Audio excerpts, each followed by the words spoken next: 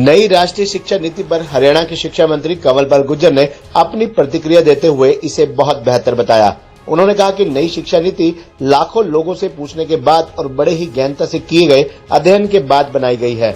मुझे नहीं लगता कि आज तक इससे पहले किसी पॉलिसी के लिए इतने बड़े स्तर पर चर्चा की गई हो। हर प्रकार के विशेषज्ञ, शिक्षाविद, चाहे वो राजनीतिक लोग थे, आम जनता, हर वर्ग के साथ बात करने के बाद ये शिक्षा नीति बनी। बड़े लंबे समय के बाद इसके आने से बहुत बड़ा परिवर्तन होगा। देश में रोजगार बढ़ेगा। इससे काफी जोर इस बात पर दिया गया, जो छात्र शिक्षा ग्रहण करने के बाद बाहर आएगा वह स्वयं रोजगार करने की स्थिति में होगा। मांगने वालों की बजाय देने वाला व्यक्ति बनना चाहिए। वोकेशनल एजुकेशन पर काफी जोर दिया गया है। पहले हम 10वीं से शुरू करते थे, अब इसमें हरियाणा पहला ऐसा राज्य है जिसकी शुरुआत 6ठी से है।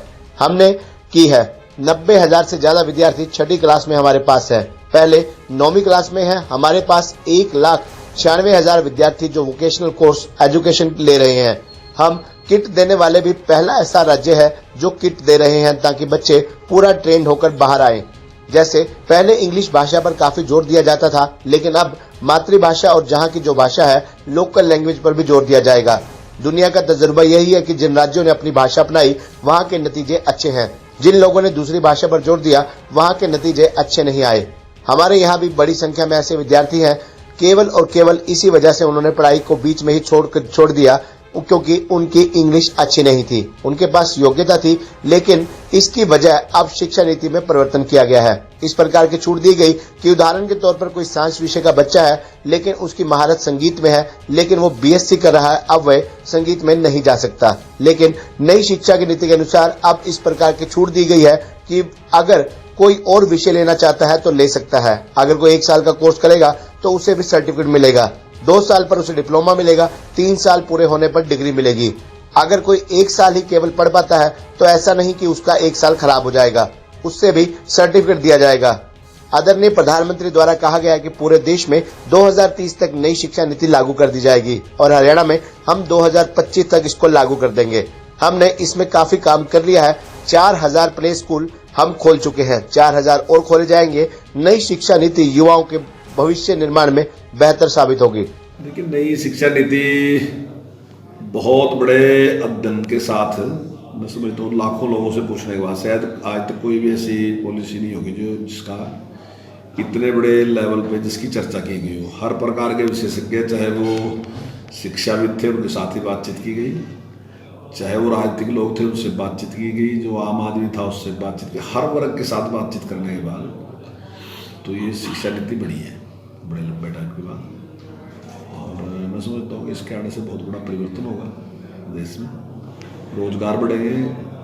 इस पर काफ़ी जोर इस बात पे दिया गया है कि जो छात्र शिक्षा ग्रहण करने के बाद बाहर आएगा तो वो स्वयं रोजगार करने की स्थिति में हो।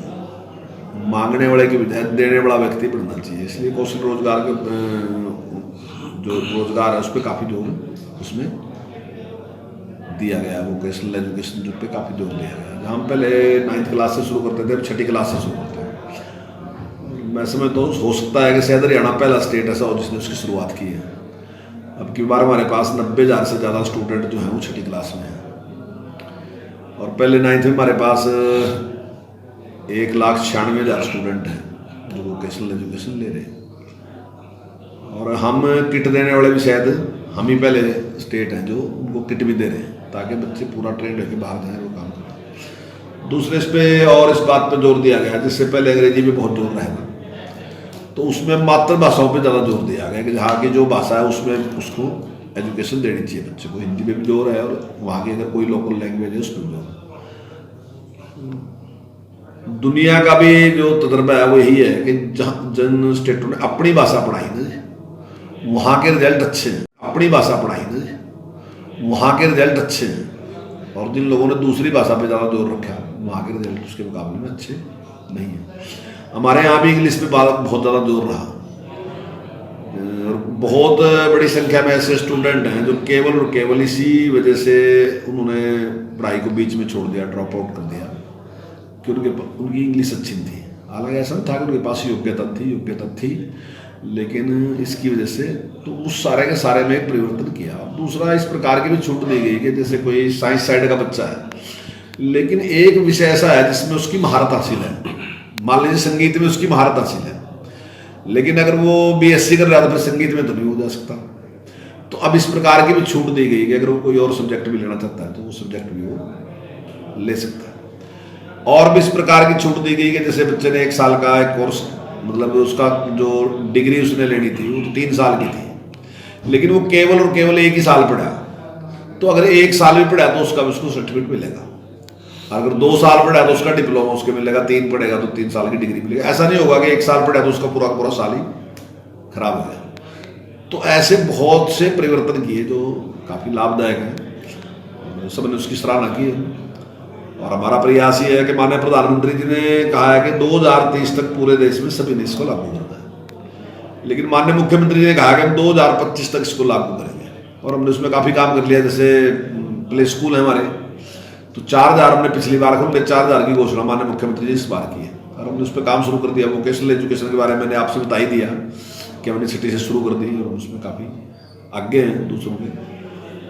तो इस प्रकार से जो ये शिक्षा नीति आई है, नेशनल एजुकेशन पॉलिसी है, इसकी काफी लाभ है। खबरनामा हरियाणा के लिए यमुनानगर से सुमित ओबराय की रिपोर्ट।